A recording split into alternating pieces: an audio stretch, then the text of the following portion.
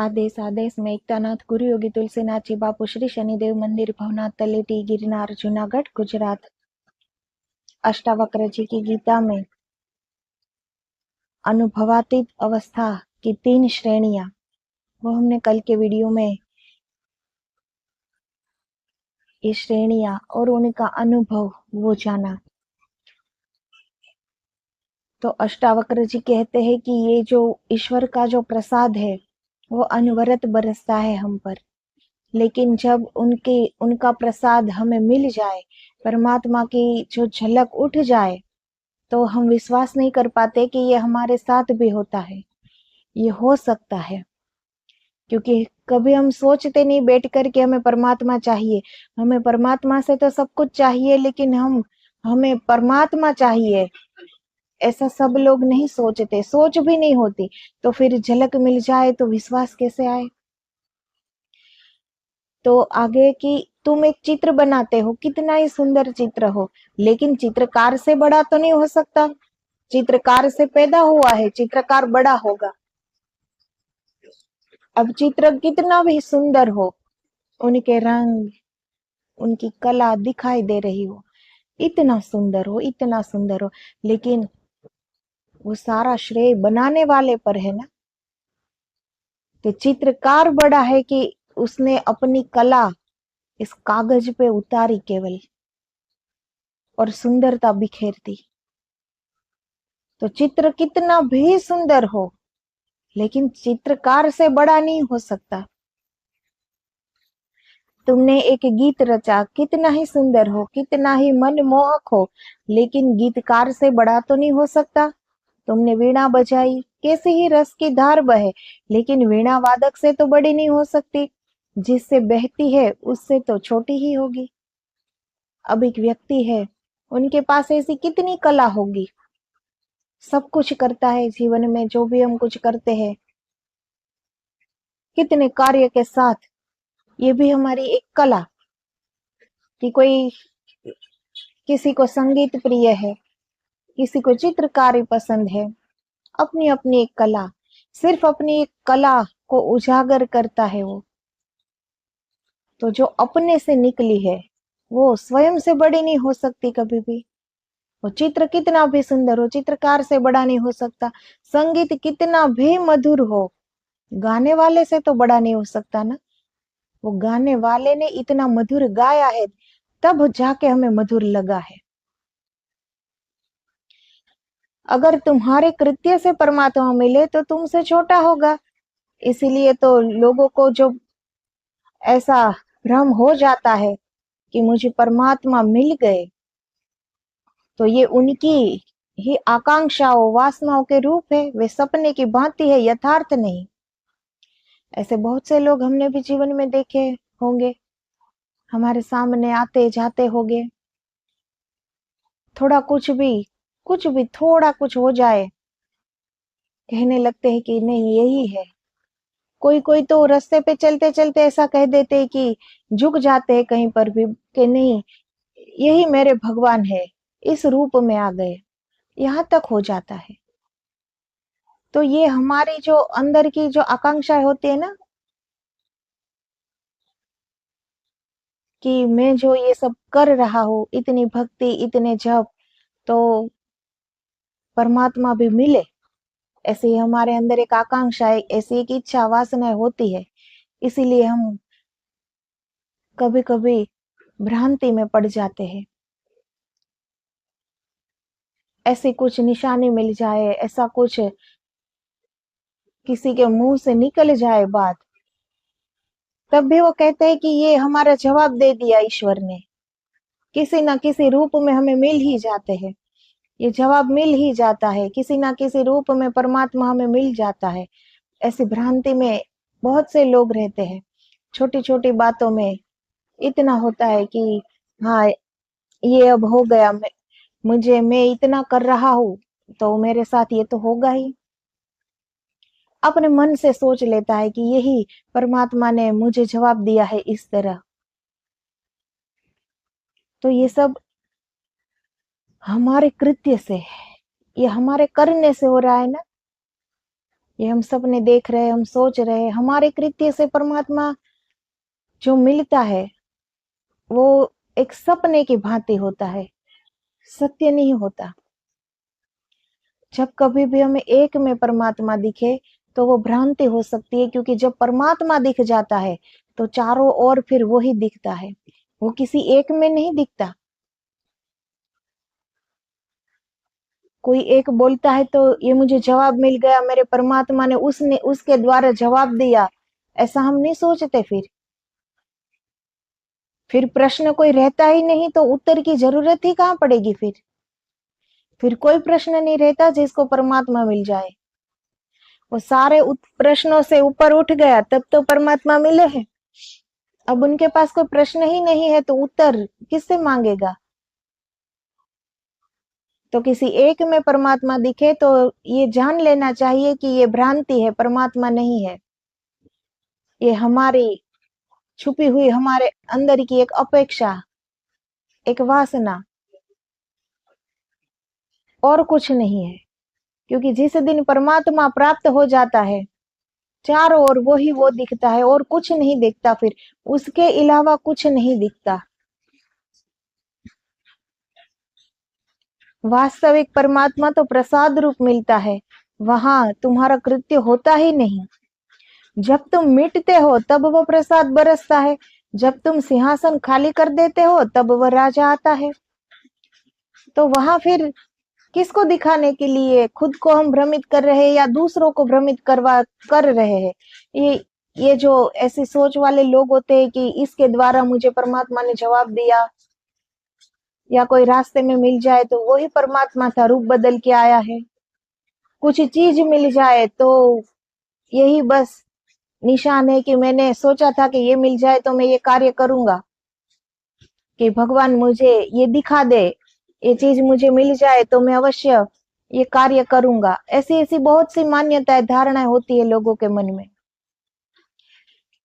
लेकिन जब तक हमारी ये सारी मान्यताएं, धारणाएं छूट न जाए, हम स्वयं भी खो न जाए, तब तक परमात्मा मिल ही नहीं सकता। वहां हम स्वयं भी नहीं होते। परमात्मा प्रसाद के रूप में मिलता है, लेकिन वहां हमारा कुछ भी नहीं होता। हमारा ना कृत्य होता है, ना हम स्वयं होते हैं। हम स्वयं हो तो कुछ करे ना, हम भी नहीं होते वहां, तभी तो वो है। हमने वो सिंहासन खाली कर दिया जहां हमारा मैंपन, हमारा अहंकार बैठा हुआ था, तभी तो वो परमात्मा दिखेगा। तो फिर क्या करने को रह जाता है। फिर कैसे ये कह सकता है ये व्यक्ति कि एक में परमात्मा दिखा। फिर तो आंख खोले कि बंद करे, चारों ओर उसे वही एक तत्व दिखाई देगा जिसे सत्य में परमात्मा प्राप्त हुआ हो उसे।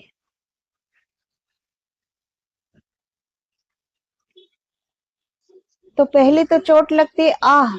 तो मान सकते थे कि किसी और को मिला, उसने बड़ी तपस्या की थी, जन्मों जन्मों तक पुण्य अर्जन किया था, तुम्हें मिला। तो पहला अनुभव तो है आह। जब तुम थोड़े संभलते हो, जब तुम संभल कर जो हो रहा है उसे देखते हो, जिसे हो रहा है उसकी फिक्र छोड़ देते हो, क्योंकि अब तो यह हो ही गया, इस पर रुकना क्या। जो हो रहा है जब तुम्हारी नजर उस पर जाती है तो भाव उठता है, अब परमात्मा की एक झलक मिली। फिर हम वहीं के वहीं नहीं ठहर जाते ना, फिर तो जो हो गया हो गया, झलक मिल गई। फिर जब हम ठहर के ये देखते हैं तो अंदर, हमारे अंदर एक भाव उठता है। परमात्मा हमारे प्रेम, हमारे भाव से ही मिल सकता है। इतना प्रेम कि हमको स्वयं मिट ना जाए। जैसे कि हम किसी से लौकिक, ये संसार के प्रेम में भी किसी व्यक्ति को अगर कोई व्यक्ति प्रेम करता है तो वो अपने आप को भूल जाता है, उसका वो केंद्र स्थान हो जाता है। हर बात पर उसे ही सोचना, वो कहीं भी हो लेकिन वो उसे ही देखता रहता है, उसकी ही सोच में डूबा रहता है, स्वयं को भूल जाता है। और वो प्रिय व्यक्ति बस वही याद में, वही दिल में, वही हृदय में, वही मन में, वही बस बस जाता है। तो इस तरह जब परमात्मा से प्रेम हो जाए तब परमात्मा प्राप्त होते हैं। वो तो मिले हुए ही है लेकिन तब दिख जाते हैं। इतना प्रेम हो कि हमारे मन में, हमारे दिल में, हमारे हृदय में, हमारे नस नस में बस वो ही वो हो। फिर हम अपने आप को खो देते हैं। फिर स्वयं की याद नहीं रहती कि हम भी है। फिर परमात्मा ही परमात्मा होता है। उनकी ही याद, उनकी ही विरह, उनकी ही पीड़ा, उनकी ही लगनी, उनके लिए ही प्रेम, उनके लिए ही आंसू, उनके लिए ही हमारे भाव। तो फिर बीच में से हम निकल जाते हैं।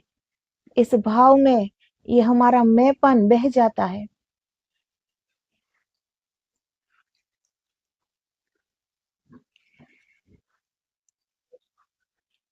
जब तुम्हारी नजर उस पर जाती है तो भाव उठता है, आहा अपूर्व हो रहा है, अनिर्वचनीय हो रहा है। आहा शब्द बड़ा प्यारा है। यह किसी भाषा का शब्द नहीं है। हिंदी में कहो तो आहा है, अंग्रेजी में कहो तो आहा है, चीनी में कहो तो भी, जर्मन में कहो तो भी। यह किसी भाषा का शब्द नहीं है, यह भाषाओं से पार है। जिसको भी होगा, एक हार्ट को हो तो उसको भी निकलता है आहा, और रिजाई को हो तो उसको भी निकलता है आहा, और कबीर जी को हो तो उसको भी। सारी दुनिया में जहां भी किसी ने परमात्मा का अनुभव किया है वही आहा का उद्घोष हुआ है। लेकिन यह भी दूसरी सीढ़ी है। पहले तुम अपने पर चौंकते हो कि मुझे हुआ, फिर तुम इस पर चौंकते हो कि परमात्मा हुआ। फिर इन दोनों के पार एक तीसरा बोध है जिसे हम कहे अहो, वही जनक राज को हो रहा है। तो ये जो 3 श्रेणी बताई है, तो पहली तो ये कि हम चौंक जाते हैं कि ये हमारे साथ हुआ। हम तो इतने साधारण है, अभी कुछ किया भी नहीं, इतना पुण्य भी अर्जित नहीं किया, इतना जप तप भी नहीं किया, फिर ये हम हमें परमात्मा कैसे मिल सकते हैं। तो ये पहला उद्घोष है, आहा आश्चर्य हुआ। दूसरा कि अब तो मिल गया परमात्मा, एक भाव उठा। लेकिन अब तीसरा, अहो जनक राज को ये बोध हुआ है। तीसरा बोध है, फिर न तो यह सवाल है कि मुझे हुआ, न यह सवाल है कि परमात्मा हुआ। पहली श्रेणी में तो ये हमें आश्चर्य हुआ कि ये मुझे हुआ। दूसरे में ऐसा लगा कि ओह परमात्मा हो गया। लेकिन ये तीसरी श्रेणी में अब कोई सवाल, कोई जवाब बचता ही नहीं है। ना आश्चर्य बचता है,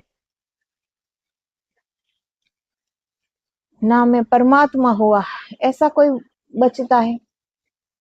फिर न यह सवाल है कि मुझे हुआ, न यह सवाल है कि परमात्मा हुआ। फिर सब्जेक्ट और ऑब्जेक्ट में मैं और तू के पार हो गई बात। हुआ, यही आश्चर्य है, होता है, यही आश्चर्य है। तरतुल्यन ने कहा कि परमात्मा असंभव है, हो नहीं सकता, लेकिन होता है। तब तीसरी बात उठती है, अहो ऐसा समझो, आह हृदय धक से रह गया, ठिठक कर रह गया, अवाक, एक पूर्ण विराम आ गया। दौड़े चले जाते हैं, न मालूम कहाँ कहाँ दौड़े चले जाते हैं। पैर ठिठक गए, दौड़ बंद हो गई, सब रुक गया, श्वास तक ठहर गई। आह जो श्वास आह में बाहर गई वह भीतर नहीं लौटती। थोड़ी देर सब शून्य हो गया, संभले श्वास भीतर वापस लौटी। यह जो श्वास का भीतर लौटना है, यह बड़ा नया अनुभव है, क्योंकि तुम तो मिट गए आह में। अब श्वास भीतर लौटती है एक शून्य गृह में, मंदिर में। और अब यह श्वास लौटती है, वह जो बाहर खड़ा है परमात्मा, उसकी सुगंध से भरी हुई, उसकी गंध से आंदोलित, उसकी शीतलता उसके प्रकाश की किरणों में नाही हुई, उसके प्रेम में पगी। जैसे ही यह श्वास भीतर जाती है तो आहा। तो पहला आश्चर्य में होता है आहा। जैसे हम कहीं दौड़ के जा रहे, इतना दौड़ रहे, इतना दौड़ रहे, सब दौड़ ही रहे ना, यहाँ इस संसार में सब दौड़ रहे। सबकी अपनी एक अलग दौड़ है, सबकी अपनी अपनी एक अलग दुनिया है, अपनी अपनी एक मंजिल है। वहां तक सबको पहुंचना है, दौड़ते रहते दौड़ते रहते। लेकिन अचानक से एक ठहराव, अचानक रुक गए,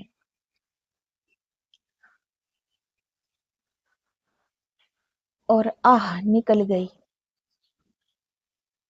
जिसके लिए दौड़ रहे थे वो अगर बीच रास्ते में मिल जाए तो वो दौड़ एकदम से रुक जाएंगे, हम ठहर जाएंगे और आश्चर्यचकित हो जाएंगे, क्योंकि हमारे मन में अभी ऐसी धारणा है ही नहीं कि बीच में भी मिल सकता है। हमारे मंजिल अभी दूर होती है, हम ऐसा तय करके निकले होते हैं कि यहाँ तक पहुंचना है, लेकिन अगर बीच राह में परमात्मा मिल जाए तो हम आश्चर्यचकित हो जाते हैं कि आहा, ये क्या हुआ, क्या ऐसे भी परमात्मा ऐसे मिल गए बीच रास्ते में, अभी पहुंचा तो नहीं हो, इसीलिए आश्चर्य होता है। फिर परमात्मा की जो झलक देखी, अब जो श्वास अंदर गई, पहले तो बाहर निकल गई आहा, और थोड़ी देर सांस भी रुक गई, इतना आश्चर्य हुआ। लेकिन फिर जब श्वास वो अंदर गई तो परमात्मा की झलक देखी हुई थी उन्होंने, पागल सी हो गई है वो सांस, और परमात्मा की सुगंध लेके अंदर गई है। परमात्मा का प्रकाश, उनकी शीतलता, उनका वो आंदोलन लेके गई है अंदर। जो सांस बाहर निकली थी अब वो वैसी की वैसी सांस न रही, अब वो तद्दन भिन्न हो गई। तो आहा, पहले तुम चौक कर रह गए थे, श्वास बाहर की बाहर रह गई थी, अब श्वास भीतर आती है तो श्वास के बहाने परमात्मा भीतर आता है, तुम्हारा रोआ रोआ खिल जाता है, कली कली फूल बन जाती है, हजार हजार कमल खिल जाते हैं तुम्हारे चैतन्य की झील पर। आहा, अब वो सांस ने परमात्मा की झलक देख ली, अब वो भीतर जाती है तो परमात्मा को लेकर पहुंची अंदर, अब वो देख पाती है परमात्मा को, वो पूरा परमात्मा को देख पा रही है। तो फिर ऐसे ही हो जाएगा ना, जैसे हमारा रोआ रोआ खुल जाए, हर कली फूल बन जाए, इतनी सुगंध बिखर जाती है, हजार हजार कमल खिल जाते हैं जैसे, ऐसा ही अनुभव होगा ना फिर। और तब दोनों मिट जाते हैं, न तो तुम हो न परमात्मा है, दोनों एक हो गए, सीमाएं खो गई, महामिलन होता है, जहां न मैं हूं न तू है, तब अहो। तो ये तीसरी श्रेणी कब आती है? पहले में तो हम स्वयं थे कि मुझे परमात्मा मिल सकता है क्या, पहले में हम स्वयं थे। दूसरी श्रेणी में अब हम देखते हैं कि परमात्मा की झलक दिख गई, ये मेरे साथ हो चुका, घटित हो गया ये। तो बचते हैं दोनों कि मैं और परमात्मा। लेकिन तीसरी श्रेणी जिसमें न स्वयं बचता है, स्वयं भी खो गए और परमात्मा भी खो गए, क्योंकि दोनों एक हो गए। अब किसको कहे, या तो मैं ही परमात्मा हूँ या तो फिर परमात्मा में मैं हूँ, क्या कहे अब दोनों खो जाते हैं। ये तीसरी श्रेणी है अहो, और यही जनक राज को हुआ है, ये बोध हुआ है जनक राज को। आह है आवाक हो जाना, अहा है आवाक आश्चर्य, अहो है आश्चर्य, आवाक कृतज्ञता। अब ये कृतज्ञता है, अब न आश्चर्य है, न कुतूहल है कोई, न आवाक है, अब कुछ भी नहीं, अब है कृतज्ञता। तो आह तो घट सकती है नास्तिक को भी, आह तो घट सकती है वैज्ञानिक को भी। जब वैज्ञानिक भी कोई नई खोज कर लेता है तो धक रह जाता है, भरोसा नहीं आता, आह निकल जाती है। तो बड़े बड़े को आह निकल जाती है जब वो कोई काम करते, भले ही बड़े वैज्ञानिक हो, लेकिन उनका कार्य जब पूरा हो जाता है, वो देख लेता है, तो आश्चर्य तो तब भी उन्हें निकल ही जाता है कि आह, ये हो गया। तो आह तो घट सकती है, गणितज्ञों को भी घट सकती है। कोई सवाल जब बरसों तक उलझाए रहा हो, जब हल होता है तो वर्षों तक उलझाए रहने के कारण इतना तनाव पैदा हो जाता है कि जब हल होता है तो सारा तनाव गिर जाता है, बड़ी शांति मिलती है। इससे धर्म का अभी कोई संबंध नहीं है। आह तो घट सकती है गैर धार्मिक को भी। जब हिलेरी एवरेस्ट पर पहुंचा तो आह निकल गई, इससे कुछ ईश्वर का लेना देना नहीं है। कोई कभी नहीं पहुंच पाया था वहां, ऐसी अनहोनी घटना घटी थी, इससे हिलेरी का ईश्वरवादी होना जरूरी नहीं है। तो ऐसा नहीं है कि आश्चर्य सिर्फ परमात्मा को जब सामने खड़ा देखो तभी होता है।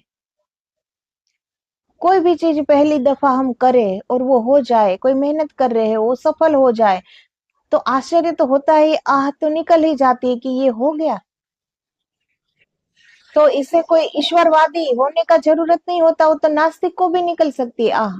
आश्चर्य तो उन्हें भी हो सकता है, ये सबको हो सकता है। जब पहली दफे आदमी चांद पर चला होगा तो आह निकल गई होगी, भरोसा न आया होगा कि मैं चल रहा हूँ चांद पर। सदियों सदियों से आदमी ने सपना देखा, हर बच्चा चांद को पकड़ने के लिए हाथ उठाए पैदा होता है। पहली दफा मैं पहुंच गया हूँ चांद पर, लेकिन इससे भी ईश्वर का कोई लेना देना नहीं है। अब ये आश्चर्य, चांद पर पैर रख लिया, तब आश्चर्य जो हुआ, तो वो भी ईश्वर से कोई लेना देना तो नहीं। वो तो एक हर बच्चे का ये सपना होता है कि वो चांद को छू ले, लेकिन जो सच में छू लेता है उसे आश्चर्य तो होगा ही। लेकिन इसे ईश्वर का तो कुछ लेना देना नहीं, ईश्वर को पाने के लिए तो चांद पर नहीं गया है वो। जब आहा पैदा होती है तो आहा पैदा हो सकती है, कवि को, चित्रकार को, मूर्ति को आह तो पैदा हो सकती है, वैज्ञानिक को, गणितज्ञ को, तर्कशास्त्री को आहा पैदा होती है एक कदम और, अवाक, आश्चर्य। कवि को, मनीषी को, सत्य, संगीतज्ञ को, जब संगीतज्ञ किसी ऐसी धुन को उठा लेता है जिसे कभी नहीं उठा पाया था, जब वह धुन बजने लगती है, जब वह धुन वास्तविक हो जाती है, सघन होने लगती है, जब धुन चारों तरफ बरसने लगती है, या कवि जब कोई गीत गुनगुना लेता है जिसे गुनगुनाने का जीवन भर तड़पा था, शब्द नहीं मिलते थे, भाव नहीं बंधते थे, जब पंक्तियां बैठ जाती है, जब लय और छंद पूरे हो जाते हैं, जी कोई संगीतकार हो, बरसों से किसी एक ऐसी धुन उसे बनानी हो, लेकिन वो बना नहीं पा रहा है, ना तो राग मिल रहा है, कभी ना छंद मिल रहे हैं, कभी शब्द नहीं मिल रहे हैं, बरसों से मेहनत कर रहा है, लेकिन एक दिन अचानक ये सारा कुछ हो जाता है, वो धुन बन जाती है, वो धुन बिखर जाती है, वो धुन बहने लगती है, सारा कुछ बन गया, सारी पंक्तियां बैठ गई, लय छंद पूरे हो गए। तो आहा थोड़ी रहस्यमय है, आह बहुत व्यावहारिक है, और अहो धार्मिक है। ये तीन श्रेणी, आहा पहली दफा जो होता है वो रहस्यमय है, आह वो बहुत व्यावहारिक है कि हाँ हो गया, अब अहो वो धार्मिक है। ये भाव सिर्फ ईश्वर के लिए आता है, अहो। वह घटती है केवल रहस्यवादी समाधिस्थ व्यक्ति को, वो संबोधि में घटती है। ये जो जनकराज के वचन है, ये अहो के वचन है, संभाले नहीं संभल रही है बात, हर वचन में कहे जाते हैं अहो अहो। इसमें बड़ी कृतज्ञता का भाव है, बड़ा गहन धन्यवाद है। पहली दफा आस्था का जन्म हुआ है, पहली दफे अंधेरे में आस्था की किरण उतरी है। अब तक माना था, सोचा था, विचारा था कि परमात्मा है, अब परमात्मा भीतर आ गया है, अब प्रत्यक्ष है। रामकृष्ण परमहंस से विवेकानंद जी ने पूछा कि मुझे परमात्मा को दिखाएंगे, मुझे परमात्मा को सिद्ध करके बताएंगे, मैं परमात्मा की खोज में हूँ, मैं तर्क करने को तैयार हूँ। रामकृष्ण परमहंस जी सुनते रहे, और रामकृष्ण परमहंस जी ने कहा, तू अभी देखने को राजी है कि थोड़ी देर ठहरेगा, कि अभी चाहिए? विवेकानंद जी जब रामकृष्ण परमहंस से पहली दफा मिले तो वो ईश्वर को खोजते थे, हर एक से पूछते थे वो। ऐसे ही रामकृष्ण परमहंस को भी पूछ लिया कि ईश्वर को दिखा सकते हो, साबिती दे सकते हो? रामकृष्ण परमहंस जी ने भी इतनी ही सरलता से कहा कि अभी देखने को राजी हो कि ठहरोगे, कि अभी चाहिए? थोड़े विवेकानंद जी चौंके, क्योंकि औरों से भी पूछा था, वे पूछते ही फिरते थे। बंगाल में जो भी मनीषी थे उनके पास जाते थे कि ईश्वर है, तो कोई सिद्ध करता था, कोई प्रमाण देता था, वेद से, उपनिषद से। और यहाँ एक आदमी है अनपढ़, वह कह रहा है अभी या थोड़ी देर रुकेगा, जैसे कि घर में रखा हो, जैसे कि खिस्से में पड़ा हो परमात्मा। अब ऐसा सुनकर तो विवेकानंद जी यही सोचेंगे ना, बंगाल में हर मनीषी को उन्होंने ये बात पूछ ली थी कि ईश्वर है, उनकी साबिती दो। तो सबने कोई ना कोई तर्क किए, वेद से, शास्त्र से, उपनिषद से। जिसने अनुभूति नहीं की है वो तो दूसरों में से ही कहेगा ना, पढ़कर, सुनकर, वेद से, शास्त्र से, उपनिषद से, वो तो वहीं से ही कहेगा, क्योंकि स्वयं की अनुभूति नहीं है। लेकिन रामकृष्ण परमहंस जी स्वयं की अनुभूति है। लेकिन विवेकानंद को अभी पता तो नहीं है, तो उसे तब तो ये आश्चर्य हुआ होगा ना कि परमात्मा क्या उसके घर में है कि अभी लाकर सामने खड़ा कर देंगे, क्या परमात्मा उसके खीसे में है, ऐसी बात कर रहे हैं। तो अभी यह सोचा ही नहीं था विवेकानंद जी ने कि कोई ऐसा भी पूछने वाला कभी मिलेगा कि अभी, और इसके पहले कि वह कुछ कहे, रामकृष्ण परमहंस जी खड़े हो गए। इसके पहले कि विवेकानंद उत्तर देते, उन्होंने अपना पैर विवेकानंद जी की छाती से लगा दिया और विवेकानंद जी के मुंह से जोर की चीख निकली।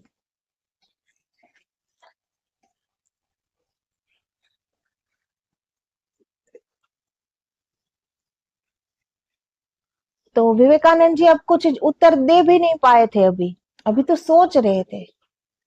तभी रामकृष्ण परमहंस जी खड़े हो गए और अपना पैर विवेकानंद जी की छाती में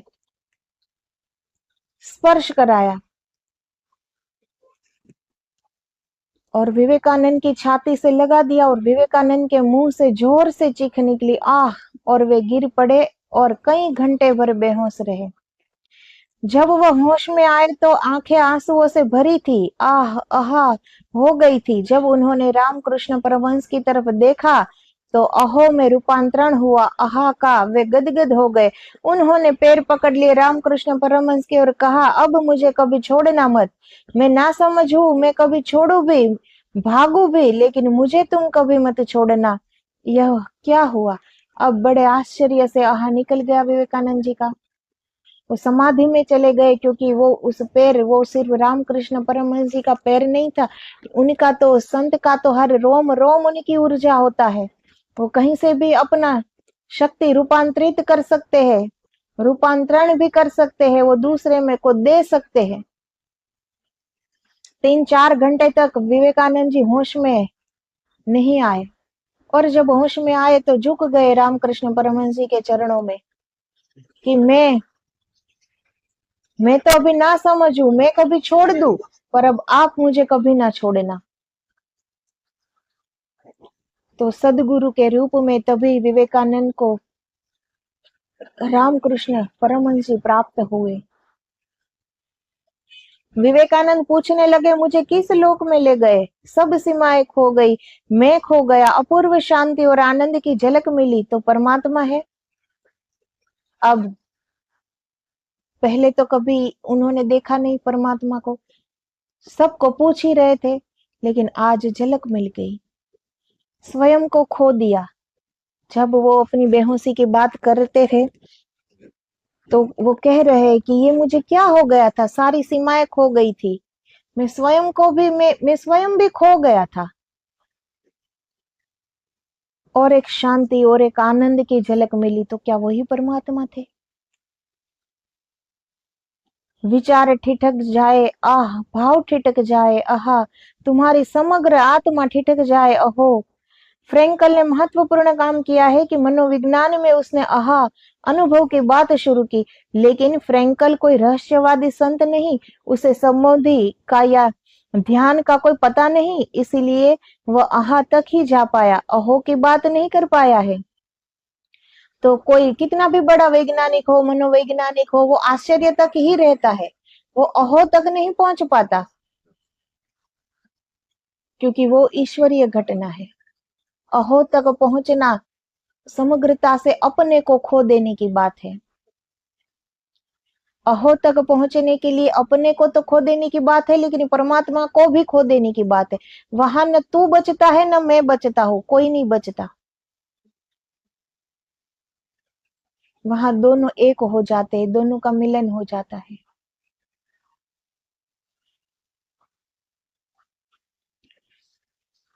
और उसकी आह भी बहुत कुछ आह से मिलती जुलती है, क्योंकि उसके स्वयं के कोई अनुभव नहीं है, या तर्क सरणी से, विचार की प्रक्रिया से उसने सोचा है कि ऐसा भी अनुभव होता है, एक हाट है, तरतुलियन है, कबीर जी है, मीराबाई है, इनके संबंध में सोचा है। सोच सोच कर उसने यह सिद्धांत निर्धारित किया, लेकिन फिर भी सिद्धांत मूल्यवान है। कम से कम किसी ने तर्क से भरे हुए खोपड़ियों में कुछ तो डाला कि इसके पार भी कुछ हो सकता है। तो ये मनोवैज्ञानिक है। अभी परमात्मा को नहीं पा सकता, लेकिन कुछ तो पाया, कुछ तर्क का तो जवाब उनके पास है। भले ही उन्होंने मीराबाई से, कबीर जी से, इकहाट से, तरतुलियन से, उन्हीं के सिद्धांत पर वो चले हो, वहां उनके विचार पर काम किया हो और फिर कुछ पाया हो, लेकिन फिर भी कुछ तो किया। तो सिद्धांत मूल्यवान है। कम से कम किसी ने तर्क से भरे हुए खोपड़ियों में कुछ तो डाला कि इसके पार भी कुछ हो सकता है। अब सारे लोग तर्क करते रहे, प्रश्न करते रहे, तो उन्होंने कुछ तो डाला कि तर्क से पार, बुद्धि के पार होता है परमात्मा। ये तो उसने कहा, ये तो इस सब की खोपड़ियों में डाल सके कि हर बात पर तर्क नहीं करना चाहिए। वहां तर्क नहीं पहुंचता परमात्मा तक, प्रश्न नहीं पहुंचते परमात्मा तक, वो स्वयं एक उत्तर है। ये तर्क की बात नहीं, ये श्रद्धा की बात है। हर बात पर तर्क नहीं उठाना चाहिए ना।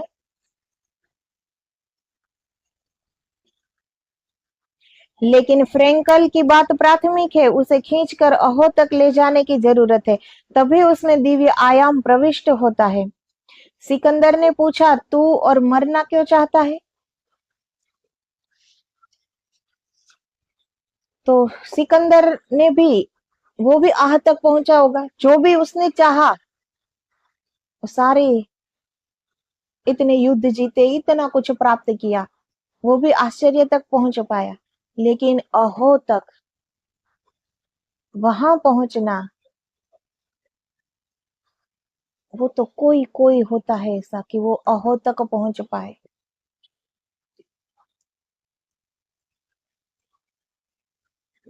तो आश्चर्य तो सबको हो जाता है, उसमें आस्तिक नास्तिक की कोई परिभाषा है नहीं, नास्तिक को भी आश्चर्य होता है। लेकिन जो जनक राज के साथ घटित हुआ है, वो सबके साथ घटित नहीं होता। लेकिन अगर जनक राज की तरह प्यास हो, जनक राज की तरह विरह हो, जनक राज की तरह परमात्मा से मिलने का के लिए इतने तत्पर हो, अपने आप को खोने के लिए राजी हो, मरने के लिए तैयार हो, समग्रता से खोने के लिए राजी हो,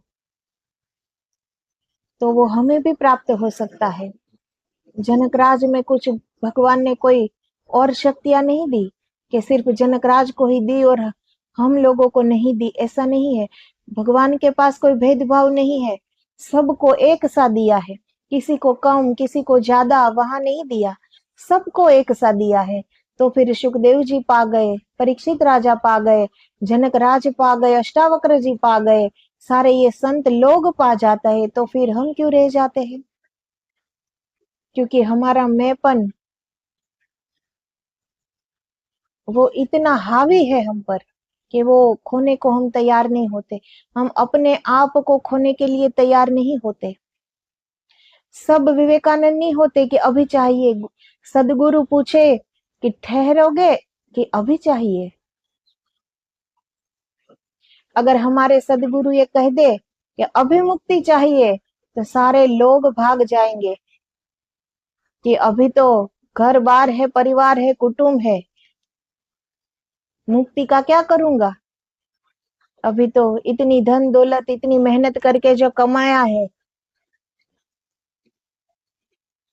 अभी तो उनका सुख भोगना बाकी है, तो किसको मुक्ति चाहिए अभी? सदगुरु कह भी दे कि अभी दे सकता हूँ, फिर भी भाग खड़े होंगे सब, कोई न खड़ा रहेगा वहां। इसीलिए मुक्ति तो सबको मिल सकती है, लेकिन चाहिए तो ना। जैसे हमें कोई चीज चाहिए, कोई वस्तु चाहिए, तो कुछ भी करके हम ले ही लेते हैं ना। लेकिन हमें परमात्मा कभी चाहिए ही नहीं था। हमें परमात्मा नहीं चाहिए, हमें मुक्ति नहीं चाहिए। ये सिर्फ शब्दों में हम बात करते हैं मोक्ष की, मुक्ति की, परमात्मा की, हमें वो चाहिए नहीं। हमें परमात्मा से सब कुछ चाहिए, लेकिन हमें परमात्मा नहीं चाहिए। लेकिन ये बात हम स्वीकार नहीं करेंगे, फिर भी हम कहेंगे कि नहीं, हमें परमात्मा ही चाहिए। यहाँ सारे लोग अर्जुन जैसे नहीं होते। अर्जुन जी ने कहा कि मुझे श्री कृष्ण चाहिए, भले ही हथियार ना उठाए, अकेले श्री कृष्ण निहत थे, फिर भी चाहिए। ऐसा चुनाव तो कोई कोई कर सकता है ना। परमात्मा अगर बोले कि मैं, मेरी कोई भी शक्ति मेरे साथ न होगी, बिल्कुल साधारण अपना लो, कोई नहीं अपनाएगा। परमात्मा चाहिए, लेकिन मांगे पूरी हो तो चाहिए। हम जो चाहते हैं वो नहीं मिला तो हम वैसे भी परमात्मा को दोष दे ही देते हैं ना। परमात्मा से दूर हो जाते हैं, कह भी देते हैं कि ईश्वर कहाँ है, मैंने जो मांगा दिया तो नहीं, क्योंकि वो सिर्फ देने वाला है, हम सिर्फ मांगने वाले। इतना ही हम, हमारे और परमात्मा के बीच का संबंध रह गया है कि हम मांगने वाले हैं, वो देने वाला है। अगर नहीं दे पाया तो हम उसे भी दूर कर देते हैं कि अब तेरा नाम भी नहीं लेंगे। कितने लोग ऐसा करते हैं, कहते हैं कि मैंने जो मांगा तूने नहीं दिया, अब तेरा नाम नहीं लूंगा, तू काहे का ईश्वर। अब ईश्वर को भी साबिती देनी पड़े अपनी कि मैं ईश्वर हूं, तो हम माने। तो अब अंदर विश्वास, अंदर श्रद्धा पनप ही नहीं पा रही है। ईश्वर अगर सामने भी खड़ा हो तब भी हम साबिती मांगेंगे, क्योंकि हमारी धारणाएं, हमारी मान्यता के अनुसार तो वो भगवान नहीं होंगे। तो वो अपने रूप में अगर सामने भी आ जाए तो हम साबिती मांगेंगे, हम नहीं मानेंगे कि ईश्वर है। तो अगर परमात्मा ये कह दे कि मेरी कोई शक्तियां मेरे साथ नहीं आएगी, वैसे ही मुझे रख लो, कोई रखने को तैयार नहीं होगा। फिर सब अर्जुन जी नहीं होते। इसीलिए परमात्मा से सब कुछ चाहिए, ये अगर हम भूल जाए और परमात्मा चाहिए, इस मार्ग पर चले, इस सोच पर चले, तो हमें भी मिल सकता है परमात्मा। जो हम चाहते हैं, जो हम सोचते हैं, ऐसा ही हमारा जीवन हो जाता है। कभी बैठकर सोचो तो सही कि परमात्मा चाहिए, कभी इतना प्रेम तो करो परमात्मा से कि परमात्मा के बगैर चले ना, कि परमात्मा चाहिए। कोई व्यक्ति से प्रेम करने लगता है तो प्राण तक दे देता है, इतनी कोशिश कर देता है, कितनी ही क्यों मेहनत न करनी पड़े वो कर देता है, क्योंकि वो चाहिए। परमात्मा के लिए 5 माला तक ठीक से नहीं होती, क्योंकि वो नहीं चाहिए। लेकिन सब इस भ्रांति में है कि परमात्मा से प्रेम करते हैं, परमात्मा चाहिए, लेकिन किसी को नहीं चाहिए। क्या किया हमने परमात्मा के लिए? 2 नाम ठीक से नहीं ले पा रहे, माला हाथ में फेर रहे हैं, मन कहीं और है, दिमाग कहीं और है। फिर भी हम ईश्वर पर एहसान करते हो इतना जताते हैं कि मैं तो ईश्वर का इतना करता हूँ, और ईश्वर मेरे लिए इतना भी नहीं कर सकते। अब वहां भी हमारा सौदा, हमारे वहां भी हम व्यापार करने लगते हैं। इसमें कहाँ से मिले परमात्मा, कहाँ से दिखे? कभी सिर्फ मांगने के लिए नहीं, कभी सिर्फ धन्यवाद करने के लिए परमात्मा के चरणों में झुकना आए। एक धन्यवाद करने, इतना तक हम नहीं कर सकते कि परमात्मा के चरणों में सिर्फ धन्यवाद कहने के लिए झुके। वहां हम झुकते हैं अपनी मांग पूरी करवाने के लिए। अपनी मांग लेके ही तो जाते हैं हम परमात्मा के पास। हम मांग से कभी ऊपर उठ ही नहीं पाए, तो फिर परमात्मा को हम कैसे सोच पाए? जब तक मांगने की वृत्ति हमारे अंदर है, तब तक हम भिखारी ही है। हम थोड़ा अच्छे सजे सवरे हुए भिखारी है। जो रोड पर भीख मांगते हैं वो फटे हाल भिखारी है। हम थोड़े अच्छे वाले भिखारी है। वो हमसे मांगते हैं, हम ईश्वर से मांगते हैं, फर्क कोई नहीं है ज्यादा। दोनों की वृत्ति एक ही है, तो दोनों का हृदय भी एक जैसा ही होगा ना। मांगने वाले का हृदय बहुत छोटा होता है, तभी तो वो मांग लेता है। तो छोटी सोच में, छोटे हृदय में परमात्मा बहुत विराट है। उस विराटता, वो असीमता हमारे हृदय में फिर नहीं आ सकती, क्योंकि मांगने वाले की सोच कितनी छोटी होगी, उनका हृदय कितना छोटा होगा, उनकी वृत्ति कितनी छोटी होगी, इसमें परमात्मा कैसे समाये? ये नामुमकिन हो जाता है फिर। इसीलिए मांग से परे उठकर सिर्फ धन्यवाद कहने के लिए ईश्वर को कभी तो झुको, तो धीरे धीरे आ भी जाए। परमात्मा से भी तो प्रेम करो। कुटुंब से, परिवार से तो करते ही हो, परमात्मा से भी प्रेम करो।